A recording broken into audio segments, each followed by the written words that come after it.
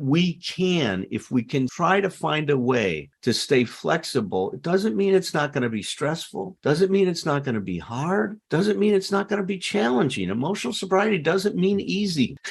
Please don't hear that any of this stuff is easy. It's not. But there is a path through this where at the end of that day, I could look back and feel good about Allen. Bill Wilson, co-founder of Alcoholics Anonymous, wrote in 1952, "If we examine every disturbance we have, great or small, we will find at the root some unhealthy dependence and its consequent demand." Wilson suggested that if we could identify and continually surrender these unrealistic and unrealizable demands, that we may then be able to accomplish what he imagined to be the recovery's next frontier, something he called emotional sobriety. Flash forward 70 years and join psychotherapists and best-selling authors Thom Rutledge and Dr. Allen Berger, who have taken up the mantle of exploring Bill Wilson's new frontier. Welcome to Emotional Sobriety. Welcome to Emotional Sobriety, the podcast, the next step in recovery. And I'm Thom Rutledge. I'm here with our wonderful producer, Patrick Newman, and Dr. Allen Berger. How you guys doing? Well, I'm going to let Patrick start this time since I kind of cut you off on our last show, Patrick. Go ahead. No worries. It's your show. I am doing well, and it's so great to be here with you guys. I went to see some stand-up comedy, Jim Jeffries, at the Agua Caliente Casino near where I live in Joshua Tree.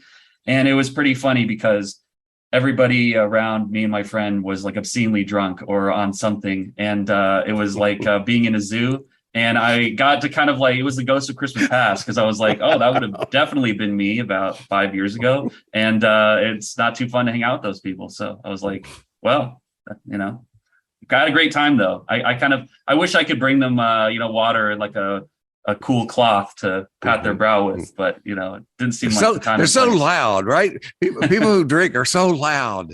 Yeah, they have no idea, no volume control. But it's Labor Day, and I thought that as a way of observing kind of how emotional sobriety can help us in the workplace and keeping a strong emotional center of gravity. It's good for all contexts, not just interpersonal or, relational. You don't just come home and do it. You go to work and do it too.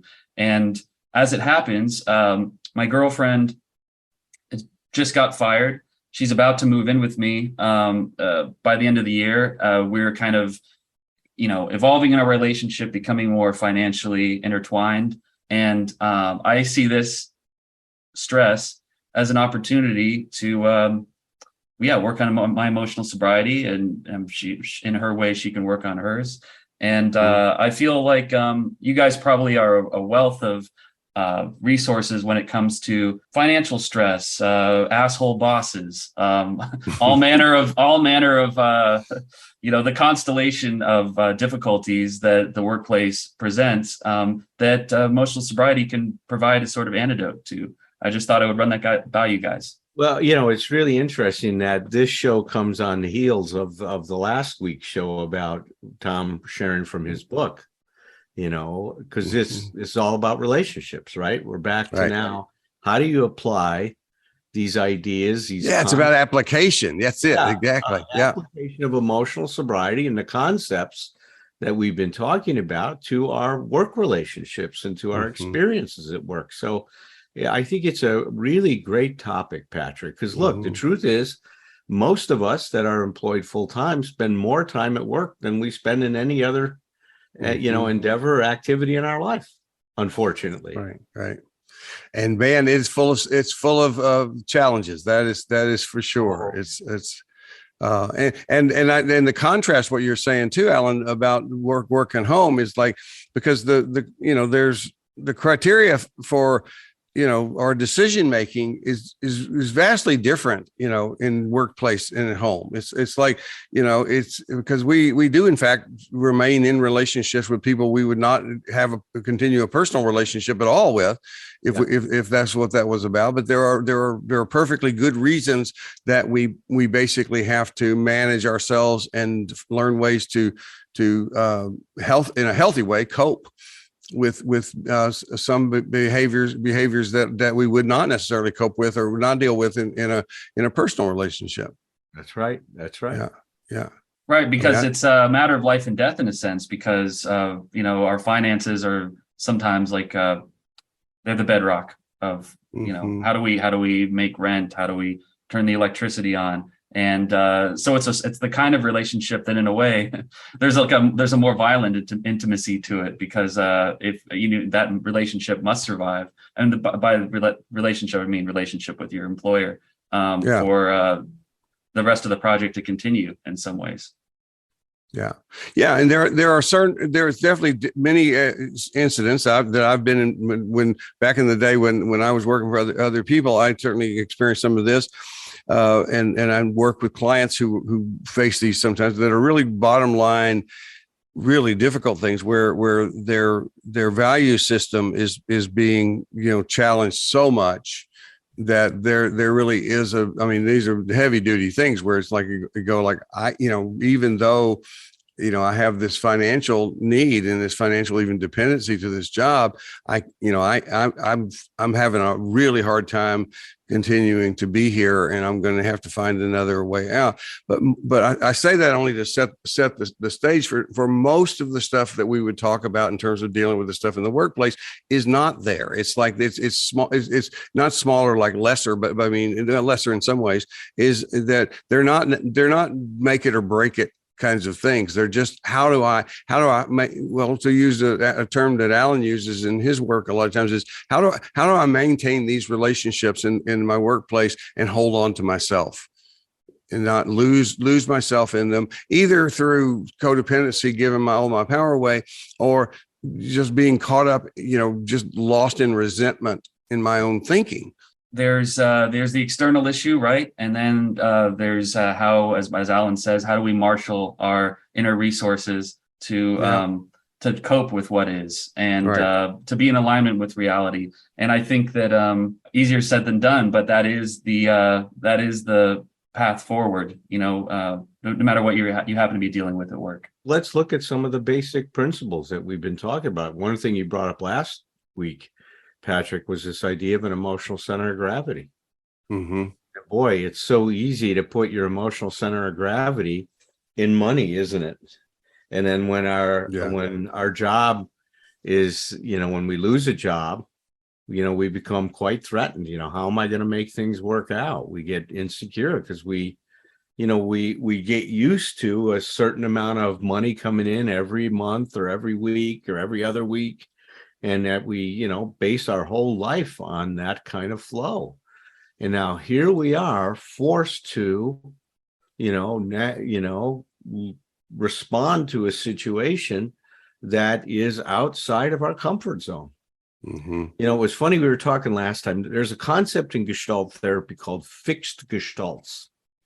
And it sounds like a big fancy thing, but what it means is that we get fixed on certain ideas, in that I have to have things this way to be okay. Mm-hmm. It's the expectations that you talk about in emotional sobriety, the unrealistic expectation. I have to, and I'm thinking with people in our workplaces, I have to have this person be this way in order for me to be okay. I have to have this person treat me this way, or I have to have this job. I have to have this income. Mm-hmm. And one of the things that we don't live, I think, conscious of enough is there's nothing permanent but change. Mm-hmm. I mean, change is going to happen. There's no way around it. And while you might think you have a certain amount of security in a job, my God, if anything that COVID taught us, that can get thrown up in the air very quickly. Mm-hmm. Ask flight attendants, right? Mm-hmm. They were going to work every week, and then all of a sudden the airlines have to cancel thousands and thousands of flights. Pilots are not working. And now it starts to ramp up again, and there's short flight attendants because people had to find other jobs, or restaurants, right? Mm-hmm. Restaurants, they were thriving, a lot of restaurants, right? Doing great business. Then all of a sudden, if they don't have a good to go menu, they're stuck, man. They're stuck. Mm-hmm. Now, the ones that survived were able to, pivot on that. Mm-hmm. And now go to a different thing, but they lost a lot of help in those restaurants. And some restaurants out here in Pennsylvania, they're only able to be open 3 or 4 days a week because they can't get the help to staff the restaurant for 7 days a week. Yeah. So all I'm saying is that one thing we can count on is things will change. Yeah. Right. We If there's don't- if there's one common principle in that. COVID, during Go COVID, ahead. the pandemic, I was just going to say, and all the people you were working with, I'm sure during that period and since, it's adjusting to the rapid change, things, it's like there's a river that is just spiriting us all away. And I'm sure that in every sit down you guys had with a client, it was all about like helping them to restore equilibrium with that rapid change that was being asked of them. Yeah, one of the things I wrote about and I like the discussion you had last time, Tom, about looking back at writings you had and say, wow, that's interesting now. I like how I said that, or I like how I talked about it. And thank God we have that, right? And then we were channeling something like that. Yeah, I was smart. I was smarter than I think I was smarter it was a wisdom then. we were channeling that's much better than us. I mean, I really believe that. I believe it. Yeah. My work, just like I think Bill Wilson was divinely inspired. I write this stuff, but I think I'm channeling a lot of this stuff from a lot of different sources, just like I think you are. From teachers you've had before, from your past lives. You might have been Sigmund Freud at one point in the past. Who knows, Tom? I can't see it. I can't see it. You do like a cigar. You would have been more like Adler or Ray. I don't know though. When you figure in the cocaine use, maybe it's like. But look, my point is this: is that I have one chapter about 12 essential insights into emotional sobriety. One was about finding novel solutions to the challenges that you face in your life. Yes. And see, that's the thing that I think is a big lie, that I need things to be a certain way for me to be okay. I need it to continue to be unchanged, right? I don't want my relationship to change. I always want those feelings I had early on with my partner, right? That mad, passionate love I had for them. Well, good luck with that. I mean, sometimes that happens, but it'll come back. Yeah, it comes back through, doesn't it? It flows through. It does. It's not going to be there all the time. See, that's this idea something's going to be permanent, I think is misleading to us, and it sells us short in that we have, as human beings, are incredibly creative and can come up with responses to situations that can be incredibly baffling and challenging. Think about Apollo 13. Here they have this accident. They don't have the ability to scrub the carbon dioxide out of the capsule that's floating in space. The engineers get together and they look at all of the stuff that was in this little spacecraft, right? That's flying back. And they came up with a scrubber.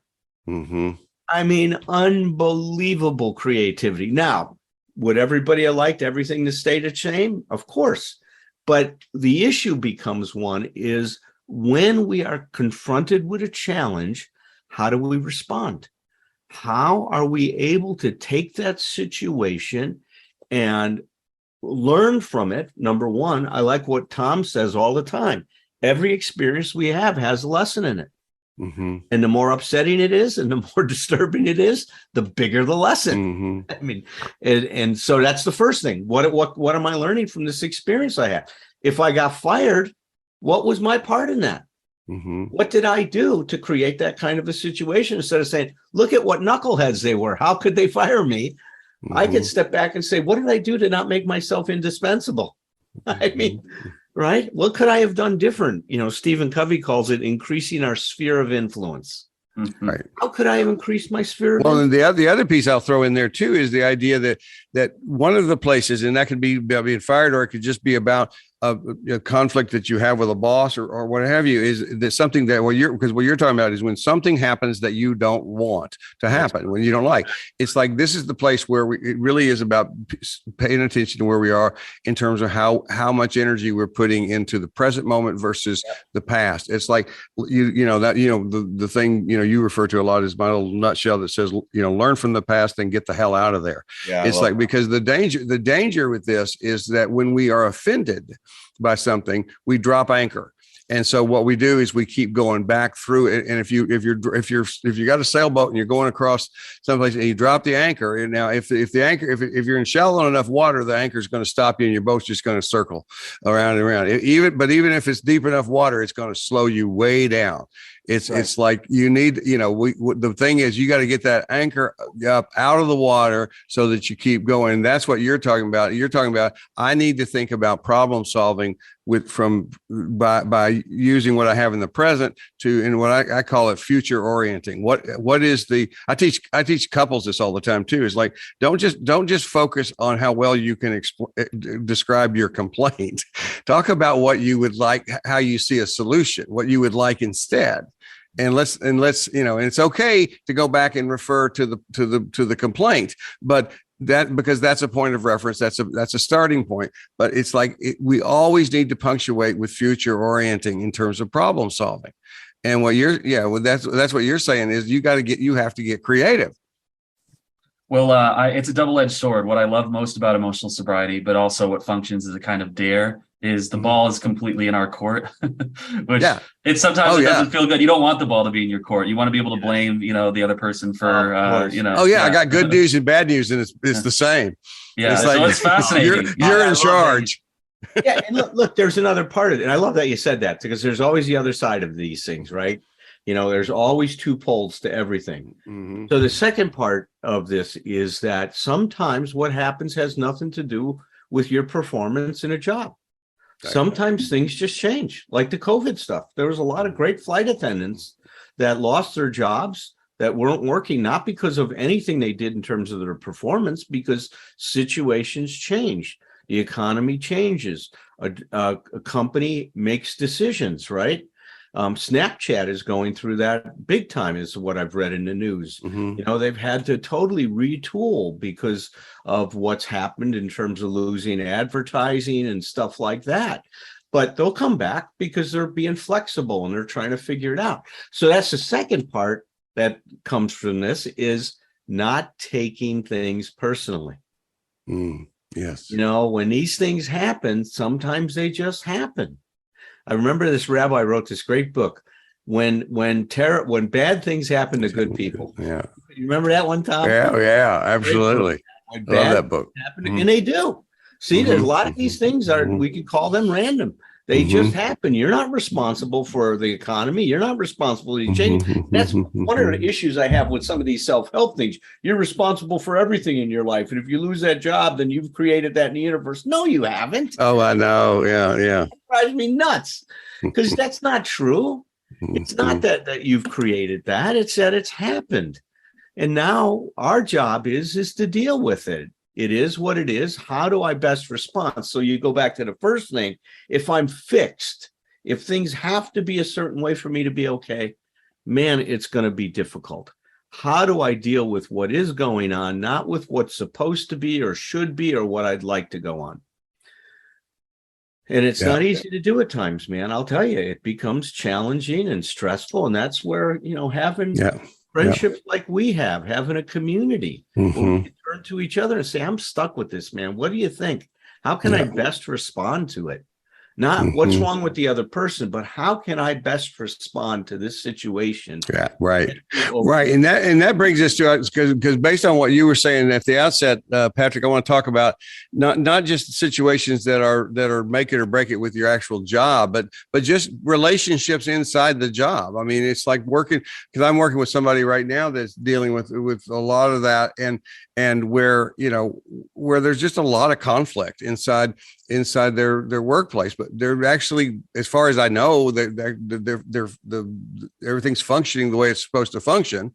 It's like it really becomes more a matter of what I ended up talking with her about is her idea of, and her ultimately will be a decision about whether she wants to stay there or go. But it's basically, it's not about, whether I'm going to be able to go back to this job or not. I am going back to this job, but how do I deal with this person that treats me in a certain way or that I just don't like? those kinds of things. And that's where you go to those same principles you're talking about, Alan, which is, keep in mind that when we say don't take something personally, we don't mean here, don't stop taking it personally. We mean you have to learn how to do that. There's not, that goes back to the Eric Clapton teaching me to play the guitar. If I don't practice it, I got to figure out how to do these things. Yeah. How do you not, and part of it is letting go of part of what we have to do is let go of the need that everybody in the world has to like us. That's right. Turns out it was a great relief for me when I remember talking to a friend of mine years ago, and it was like and it was in a work situation, and I was talking to, and I was complaining about the woman that we both knew, and I said I just don't think she likes me, and I was really disturbed by this idea that she didn't like me, and I don't think she really. I'm pretty sure I was right, but he changed things for me in this one moment because he said, "Do you like her?" And I went, "No." and the light bulb came on, That's right. That's I right. was doing this thing where I need everybody to like me. I don't like everybody. So true. That's such a good point. Yeah. That's such a good point. And it turns out she and I were fine as long as we didn't need to like each other. Yeah. That's right. We could even work together. We didn't have to love each other. Yeah. So I guess the message we want to send to people, with this podcast, is that you don't need things to be permanent to be okay. What you need to do is have the flexibility to roll with the punches and try to make the best out of whatever situation you're being confronted with. Mm-hmm. I'll give you a quick anecdote from my trip back to Los Angeles. That was just a short vacation. I went back to see my grandchildren, spend some time with my daughter, and visit some other folks. Mm-hmm. And so we rented a car from Hertz. Make a long story short, we left on Tuesday morning to drive up to Westlake to see my daughter Maddie had a good friend up there she wanted to visit. They have been online for over a year and a half. And she wanted to see her. So we decided we would go spend a whole day up there, as well as to go see our old nanny. Jess wanted to see her therapist in person. I wanted to meet with my therapist in person. I hadn't done that for a long time. So we were heading up there. And wouldn't you know it, on the way up there, we get a flat tire in the right rear, and it's a bad flat. So I thought, well, look, my lucky star is shining. I pull over on the freeway on the sub, in that lane in the right-hand side. And when you know it, there's an emergency vehicle just about, a couple car lengths down, and he pulls behind me. So he's going to help me change that flat tire, right? So we take out 5 pieces of luggage, stack them up nicely on the side, open up the back to see where the spare tire is. And lo and behold, there's a little black box. They don't put spares in there anymore. They got this little thing that you hook into your tire that's supposed to fill it with this stuff that plugs the leak so that you can. Well, this flat is not going to be able to be fixed with no way. It's not going to happen. So he says, look, man, your best bet is don't deal with this here. Let's get you off the freeway. It's not safe here. I'm going to try to put a little air in this thing just to get you off. And then there's a gas station right at the first exit. Go ahead and pull off. So I pull off. I think, oh, great. I'm going to call Hertz. They're going to bring another car out. We'll be back on the road within half an hour, something like that.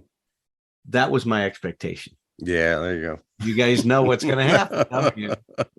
I call Hertz. I said, well, I got a flat tire and there's no spare and da-da-da-da.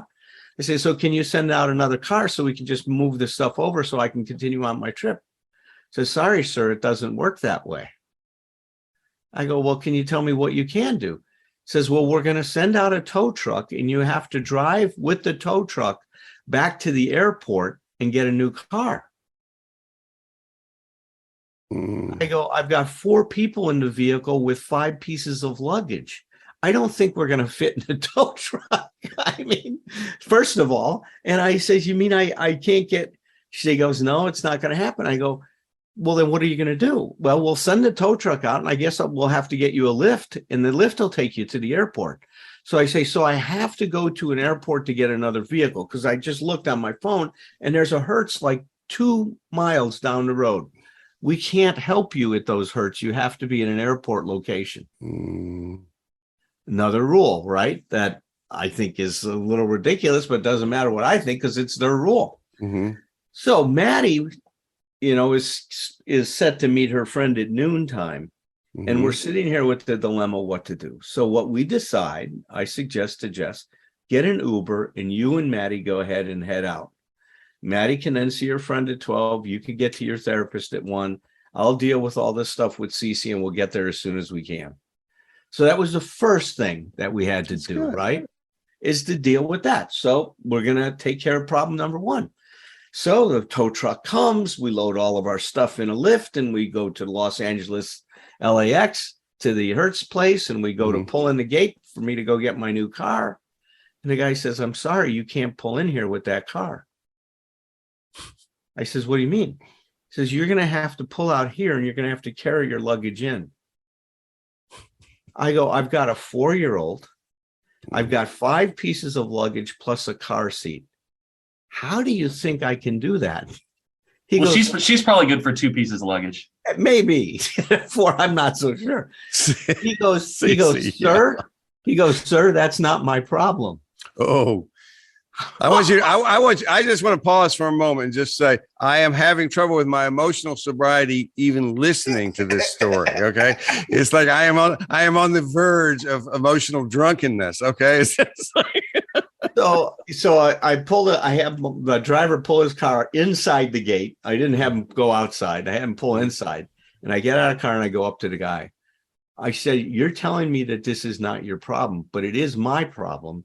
And I want to speak to your manager because what you're asking me to do is impossible.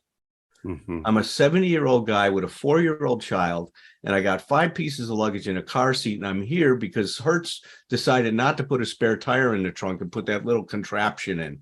And I'm not going to be sitting out there dragging luggage back and forth because of this rule. Get your manager. And he stands there and I says, I want you to get your manager. He says, all right, go ahead.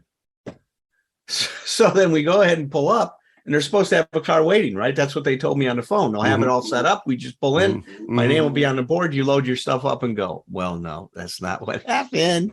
I have to go in. I have to fill out an incident report for a flat tire. So, I don't like doing any of this stuff, but it is what it is. And I got to deal with it.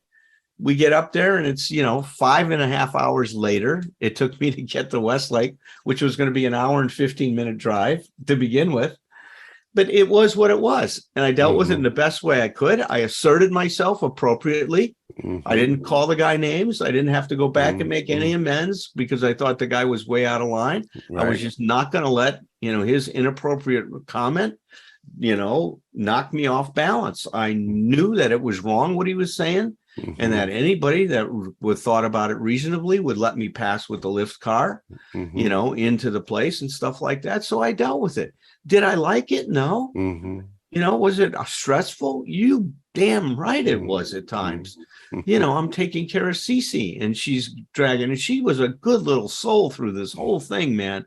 She tried to be helpful at times. I mean, she was amazing with me, through this whole ordeal. Well, because first of all, what I want to say to you as a dad is this is the model that she's seeing for how to solve problems and stuff too. So I'm very aware of that part. That part is actually helping my emotional sobriety as I listen to the story because I'm sitting there going I'm kind of glad Cece was there because if I were in your place, Cece would help me kind of keep my cool. It's like because I'm not going to do this. I'm not going to show this little girl what a fucking idiot I can be. It's like she's seen that enough. Trust me. And this hasn't seen that. She's seen that in other cases. But at the bottom line, and then of course it's LAX, right? So I mean, the amount of people flying in LAX is ridiculous. One of the things that this trip helped me do, I'm glad I'm living in Pennsylvania. I'll tell you, man, it really helped change my perspective on a lot of stuff with that. But then I'm going to exit that place. We finally get in a car and stuff. There's 20 cars in the exit thing to get out of there. The guy's got to check the thing, go around. I mean, so it was what it was. And I just kept saying the serenity prayer. Right. I was gonna ask if there was a mantra or if there was some conversation going on in your head.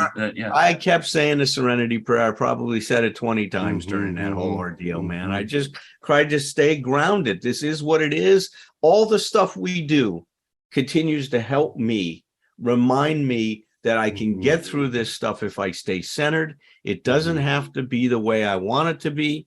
Now, was I exhausted? Of course I was.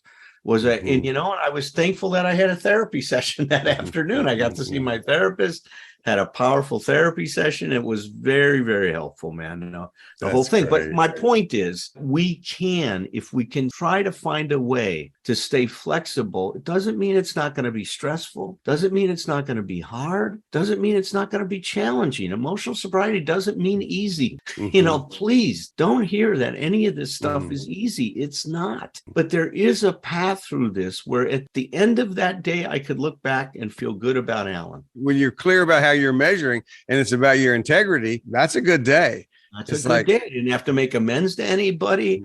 I didn't curse anybody out.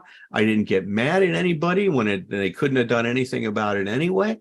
I just dealt with it the way it was. Whether I'm thinking about it consciously or not, it also helps me that I'm connected to this support system, because that comes with not only support, but it also comes with accountability. It's like, you know, because I know I could come back. You could sit here and tell the story, and you could tell it about how you totally screwed everything up, and you get no shame from us. You know that. It's like we would do that, and it would just mean it was taking you longer to get the lessons out, and we would help you do that. You know, but the idea. It's so much nicer. It's a nice thing to look forward to. I can tell this story in a way in which I actually told a bride the other day who was so stressed out about their wedding plans. I said, look, all that's going to happen on that day is you're going to make some stories. And I said, the only choice you have is about how you're going to tell about yourself in the story. And it's like, and I suggest you be the laid back person who just deals with whatever happens. Yeah. You know, and I think she went through it, and I think that helped her. But it's like you focused on you. The short version of the serenity prayer is you can only change you. That's what it was, man. And look, and the good news is about this story, it's all true. Yeah. Yeah. That's the best news about all of this stuff is 50 years ago, I would have made that story up and none of it would have been true. Right. And then that's right. And then I put the car on my back and I carried I picked it up and so I rebuilt the engine myself. I ripped the tire off with my bare hands, held it up while the guy changed it. I would have liked to see that. Well, in the long view, I'm grateful to you guys for kind of equating the loss of a job as just another violent, even if it's a particularly violent form of change, it is a form of change in a life, and almost any change can be survived and learned from. And I think that's the core lesson in replace issues. What I would say too, Patrick, is every job I've lost, you know, where I thought, my God, you know, what does this mean and stuff like that. I look back now 5 years, 10 years later, and I thank God that I was no longer in that job. I mean, I was CEO of a treatment center in Nashville where I met Tom. Like that, and certain things happened and it didn't turn out that worked. And I wondered, my God, I thought this was my job, but I'm not a corporate guy, man. I never have been. I'm not a guy that works well in that environment. I'm a guy that does much better in his private practice and being solo like I am. No, I thought the same thing, in the sense that of all the things like that happen, there will be a time. There is a time in the future. This is a little bit leaning pretty far into the future orientation, but there's where I'll tell the story and I'll go like if that, it wasn't even necessarily that I needed not to be there, but it's like I look at my life and I say, well, if that hadn't happened, then I wouldn't do so and so. I mean, because I could do that with like, if I hadn't done this, if I hadn't lost this, I would never have done this. I would have never met my wife. It's like this is where we just remind ourselves we cannot predict the future. And our job is to always work with what's present and go with it. It's just part of the story. That's right. It's part of the story. And that's so true, Tom. It's so true. change any one of those things, and then because I would not have my life any different than it is today. Yeah. I wouldn't be sitting here doing this podcast with you guys. No, as a matter of fact, we were talking about my book, my What Love Is book, and I was reading the introduction to it. And one of the things I start with is hopefully humility, which is, I say, you talk about my first marriage, and that basically, you know, that I didn't do that right, and the mistakes I made and the people that I hurt, and you know, and I own that on the front end. But I also put in there that I, you know, I wouldn't go back in time and change that. Not because it was to make an excuse for how I was, but because I wouldn't have what I have now. And it's like, and that's just simply acceptance of the gifts that are coming our way that we don't know how they're coming to us. Yeah. Yeah. So good luck to Maddie, by the way. So for, you know, and she'll do great. She's such a talented person. And I'll tell you, we flew back from LA yesterday. It was a 5-hour flight back. And both of them were outstanding. Maddie was so helpful. She's 9 now. And, you know, here I am with 5 pieces of luggage, the 2 kids, and Maddie was Superman. She pushed a cart with 2 pieces of luggage on it, man. She's just cool. Stepped up. We had a great flight back. And you know, even the flight attendant says, man, your girls were just amazing. I mean, and they really were super, very, very cooperative. Well, we're grateful to have you back. So we got some exciting things coming up in some future podcasts. I understand you talked to Joe, and we're going to be doing a live show at the big secular recovery convention that they have up in Toronto, is it? Yes, and it's going to be October 29th. We're going to be doing a live, kind of a live podcast. That's right. It's going to be, people are going to be attending up at the secular conference. So we're excited about that. We got some guests coming up too, which we're excited about too. So stay tuned for more Emotional Sobriety, the next step in recovery. Tend your life, tend your myth, cultivate your narrative with whomever you're with. Then with glass in hand and children on one knee, bring some stories. Bring your stories back to me. It ain't a crime to be a human. Never be ashamed to be yourself. Rest assured that whatever you're doing will entertain me like nobody else. So here's to us, my old friends, until it's time to drink the wine and break the bread again. With glass in hand and children on one knee, bring some stories, bring your stories back to me.